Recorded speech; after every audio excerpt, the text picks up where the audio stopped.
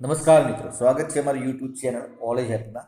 મિત્રો, ગુજરાતનો ઇતિહાસ જે આપણે સિરીઝ જોઈએ છે, Gujarat police constable test paper number 5, જેમાં આપણે રોજ 20 પ્રશ્નોનો સમાવેશ કરીએ છીએ.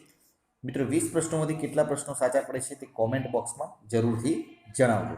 અને આ પ્રશ્નો અલગ અલગ પરીક્ષાઓમાં પૂછાયેલા છે. તો શરૂ કરીએ 81 નંબરના ક્વેશ્ચનથી. ભારત દેશના સૌપ્રથમ ગુજરાતી વડાપ્રધાન કોણ હતા? તો ભારત દેશના સૌપ્રથમ ગુજરાતી વડાપ્રધાન મોરારજી દેસાઈ હતા.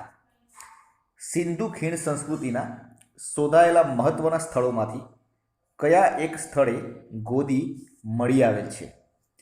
તો 82 નંબરના ક્વેશ્ચનમાં સાચો જવાબ રહેશે ડી ઓપ્શન, લોથલ ખાતે. આગળનો ક્વેશ્ચન, ભારતમાં પારસીઓ ગુજરાતમાં સૌપ્રથમ કયા બંદર પર આવ્યા?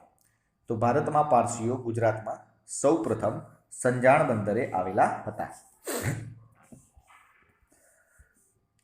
ગાંધીજીએ ક્યારે દાંડી કૂચ કરી? દરેક મિત્રોને ખ્યાલ જ હશે. બી ઓપ્શન, 1930ના રોજ. ગુજરાતનો સ્થાપના દિન કયો છે? તો ગુજરાતનો સ્થાપના દિન 1 મે 1960 છે, એટલે કે એ ઓપ્શન સાચો જવાબ રહેશે. મોગલ સલ્તનતના કયા રાજા દ્વારા ગુજરાતમાં જજિયા વેરો નાખવામાં આવ્યો હતો? કોના દ્વારા? મુગલ સલ્તનતના કયા રાજા દ્વારા ગુજરાતમાં જજિયા વેરો નાખવામાં આવ્યો હતો? તો ઔરંગઝેબ દ્વારા. 87 નંબરનો ક્વેશ્ચન,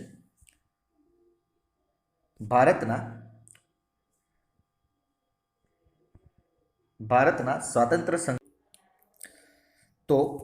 સ્વાતંત્ર્ય સંગ્રામ સમયે ખમીરવંતા ગુજરાતીઓએ કરેલી ઐતિહાસિક પ્રવૃત્તિઓને અનુલક્ષીને નીચેના જોડકા જોડવાના છે. તો 87 નંબરના ક્વેશ્ચનમાં સાચો જવાબ રહેશે બી ઓપ્શન, એટલે કે ધારાસણામાં મીઠાનો સત્યાગ્રહ. તો જવાબ આવશે ઇમામ સાહેબ. પછી સ્વતંત્રતા અખબાર. તો જવાબ આવશે ઈચ્છારામ દેસાઈ. પછી the Indian home rule society. તો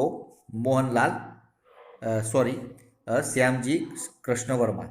અને ડુંગળી ચોર. તો મોહનલાલ પંડ્યા. એટલે કે બી ઓપ્શન સાચો જવાબ રહેશે. આગળનો ક્વેશ્ચન જોઈએ 88 નંબરનો, ગાંધીજીના પરમ મિત્ર બેરિસ્ટર જીવનલાલ દેસાઈ દ્વારા આપવામાં આવેલ અનુદાનની જમીન ઉપર શેનું નિર્માણ કરવામાં આવ્યું?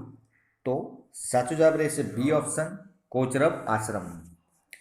આગળનો ક્વેશ્ચન, ભારતના વડાપ્રધાન નરેન્દ્રભાઈ મોદીએ સૌપ્રથમ વખત 2001માં ગુજરાતના મુખ્યમંત્રી તરીકે ચાર્જ સંભાળ્યો ત્યારે તેઓ કયા વિસ્તારમાંથી ચૂંટાયા હતા?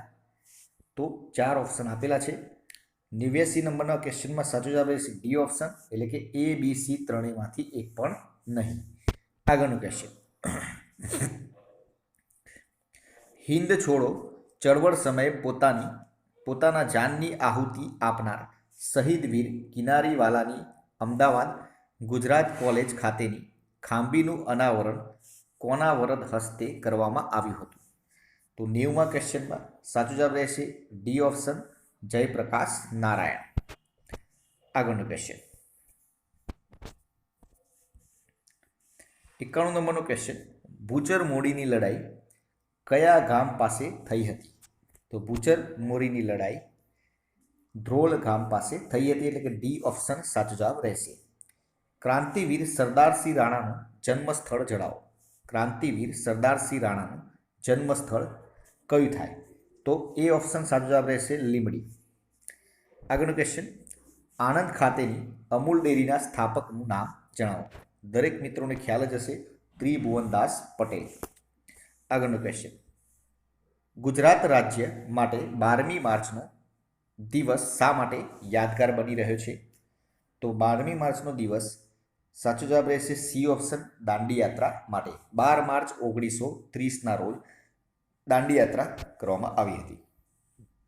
ગુજરાત રાજ્યમાં રન ફોર યુનિટી કાર્યક્રમ કઈ તારીખે યોજવામાં આવે છે?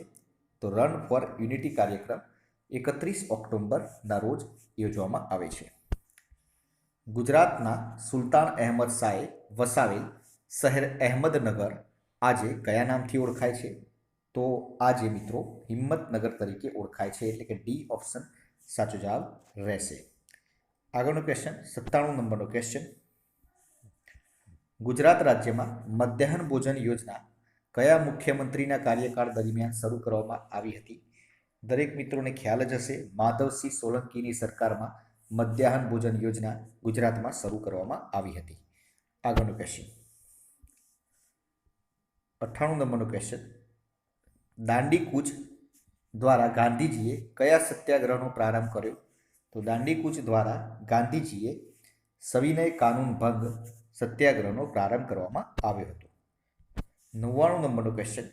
ગુજરાતના સૌપ્રથમ મહિલા મંત્રી કોણ હતા? મહિલા મંત્રી કોણ હતા? તો ગુજરાતના સૌપ્રથમ મહિલા મંત્રી ઇન્દુમતીબેન શેઠ હતા. અને લાસ્ટ ક્વેશ્ચન. ગુજરાત રાજ્યમાં સરદાર સ્વરાજ આશ્રમ ક્યાં આવેલો છે? તો સરદાર સ્વરાજ આશ્રમ બારડોલી ખાતે આવેલો છે. મિત્રો 20 પ્રશ્નોમાંથી કેટલા પ્રશ્નો સાચા પડ્યા તે કોમેન્ટ બોક્સમાં જરૂરથી જણાવજો. વિડીયો પસંદ આવે તો લાઇક કરજો, શેર કરજો, ચેનલને સબસ્ક્રાઇબ કરવાનું ના ભૂલતા, જેથી કરીને આવનાર દરેક વિડીયો નોટિફિકેશન આપણે સૌપ્રથમ મળી રહે અને આપણી તૈયારીમાં વધારો થઈ શકે. કાલે ફરીથી નવા વિડીયો સાથે મળીશું. જય હિન્દ, જય ભારત.